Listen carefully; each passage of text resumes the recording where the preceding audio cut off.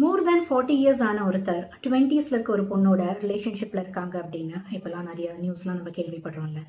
சூர்யாவோட upcoming movie ட்ரெய்லரில் கூட மமிதா சூர்யா தான் வேணும் அப்படின்னு ஸ்டபனாக இருக்க மாதிரி காட்டியிருப்பாங்க.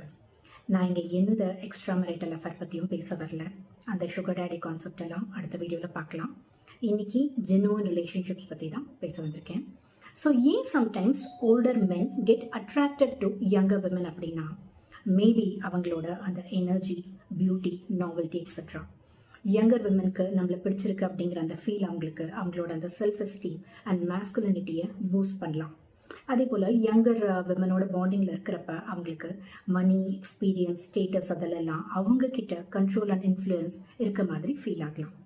ஸோ அதே போல் ஏன் யங்கர் விமனுக்கு ஓல்டர் மென்னை பிடிக்குது அப்படின்னா, ஓல்டர் மென் மோஸ்ட்லி செட்டில்டாக இருப்பாங்க, லைக் ஐதர் ஃபினான்ஷியலி ஒரு எமோஷ்னலி ஆர் சோஷியலி. ஸோ அங்கே ஒரு செக்யூரிட்டி அண்ட் ஸ்டெபிலிட்டி இருக்கும். யங் மென் மோஸ்ட்லி அவங்களுக்கு ஒரு இம்மெச்சூர் மாதிரி ஃபீல் ஆகலாம். அதே போல் சைல்ட்ஹுட்டில் ஒரு வேலை இன்கன்சிஸ்டன்ட் ஒரு ஆப்சன்ட் பேரண்டிங் இருந்துச்சுன்னா அந்த ஓல்டர் பார்ட்னர்ஸ் அவங்களுக்கு கம்ஃபர்டிங்காக ஃபீல் ஆவாங்க. Father figure dynamics.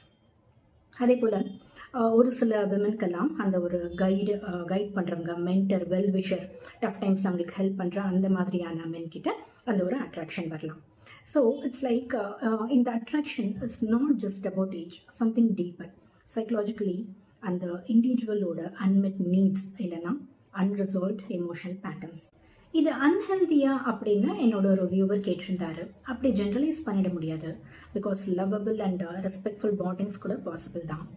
எப்போ அதை ரிஸ்கி ஆகலாம் அப்படின்னா, டிபெண்டன்சி, பவர் இம்பேலன்ஸ், கேருங்கிற பேரில் மெனிப்புலேஷன் ஆர் கண்ட்ரோலாக இருந்துச்சுன்னா அது அன்ஹெல்தியாக மாறதுக்கு சான்ஸ் இருக்குது.